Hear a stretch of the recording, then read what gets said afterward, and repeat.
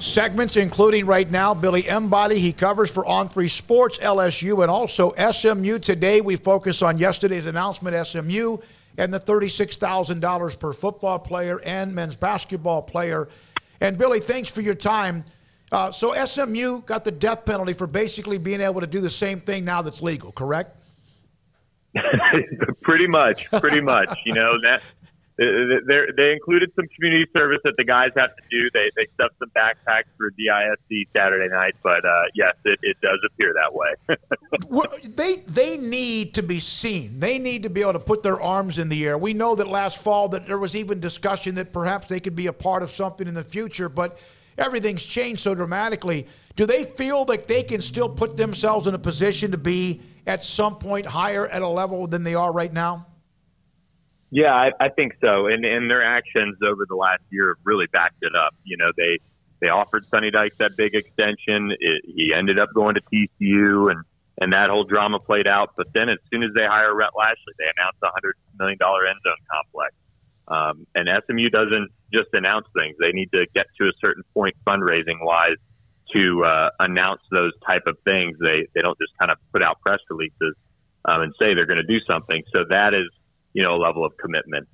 They went out and signed a huge transfer class, thanks in part to, you know, their big NIL collective that was already in place, over $1 million in deals from the Pony Sports Dallas, Texas group. And then, you know, the boosters, a couple of them got together and, you know, we want to do something that's massive, that'll change the game in a real big way.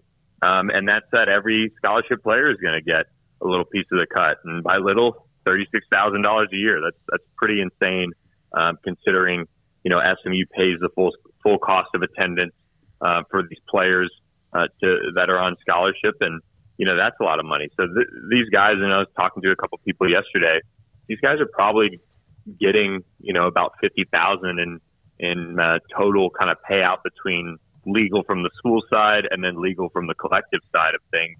And that's not even counting some of the players that have big NIL deals already. There's a couple of $100,000 a year players that now have an extra $36K to go along with it. So it's pretty wild.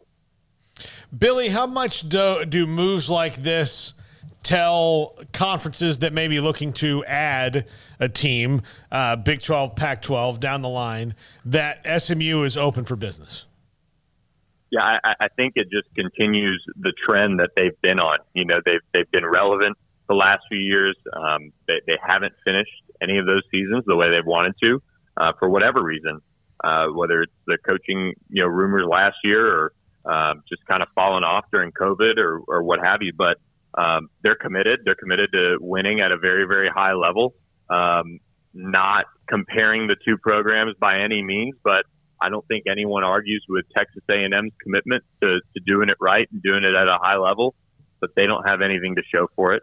You know, I'm not saying he's going to go to the SEC because of that, but they're a viable option for a conference like the Pac-12, for a conference like the ACC, or even the Big 12 if they look to expand.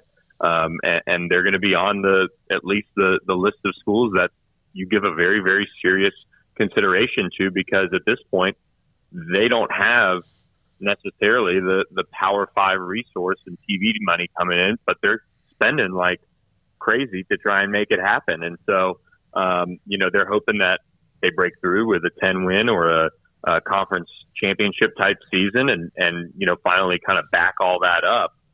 But they've always been a school that spends at a very high level, whether it be with basketball, with their Moody Coliseum renovation, whether it be, I mean, heck, even their pool is one of the nicest in the country, and tennis facility too. So they spend money on athletics and they do it at a really, really high level.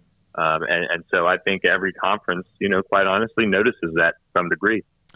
Billy, when the Big 12 was doing their expansion, they added the 4 that they added, but they also at least kicked the tires and just explored the possibilities of others. And SMU was one of those, along with South Florida and Boise State and Memphis was another one. And probably some others we're not even aware of. But there has been that Pac-12 talk out there. I'm sure you've seen it on social media. How much stock do you put into, and I know you just kind of talked about it a little bit, but how much stock do you put into any smoke surrounding the Pac-12 and SMU? I put a decent amount of stock into it. I think it's a very kind of natural situation. If the Pac-12, I think, wants to grab a hold of some sort of central time zone foothold, get into Texas. A lot of the Pac-12 schools actually recruit Texas pretty hard. So being able to say, hey, you're going to play in front of, your hometown or your home state, a couple times in your college career is probably a decent, thing for some of these schools to consider. You get the TV market, and you just kind of hope that, look, this is a school that is committed to spending at a high level. And when schools are committed to doing that, I think they almost force their way in to being relevant and to being a school that's talked about on a national level. You look around the country and there's some schools that just don't do it. And just because they're in a Power 5 conference, they end up getting attention at some level, there are a few examples of that, but SMU's done it. They want to break through. I think that's the big thing. That is up next for SMU is winning big.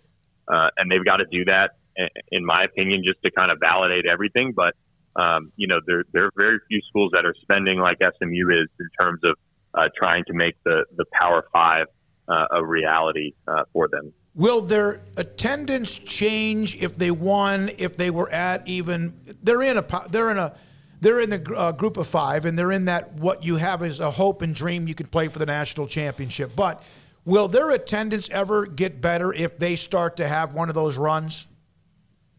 Yeah, their attendance has grown a lot over the last few years. They really have done well putting butts in the seats, believe it or not. And it's just always one of those things where you look across college football and you look up, LSU playing directional state, or, even LSU playing a bad, whatever SEC team, and Tiger Stadium, it doesn't have 110,000 in there. Very rarely does that happen, that you get that in college football where stadiums sold out.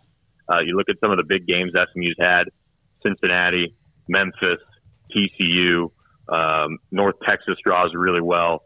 I think a lot of these Pac-12 ACC schools that actually probably have a decent alumni base in Dallas are going to, want to go either visit their friends if they live out of town and come in for the game, or they're going to have a nice little showing. It's not a huge stadium, but it's a lot of fun when it's got a packed house. I think, they've got a good student body representation. It's only a 5,000, or so undergrad population. So when you see that corner kind of filled up like it's been the last couple of years, that's, an 80% type of turnout from the student body, which is, pretty impressive. It's just, there are all sorts of factors with attendance across college football right now. And I think SMU catches a little bit of flack for it, just because of the conference matchups that they sometimes draw. Last year's team didn't get, the best slate. But it's a program that's on the rise, and they've improved attendance very, a pretty good mark over the last few years just in general. Billy, thanks for your time, man. We appreciate it. We'll get you on again down the road. Hope you have a great week. Anytime, guys. Thanks for having me. Billy Embody, again, On3 Sports, on3.com. He covers both LSU and also SMU on the NIL deal with SMU. The Super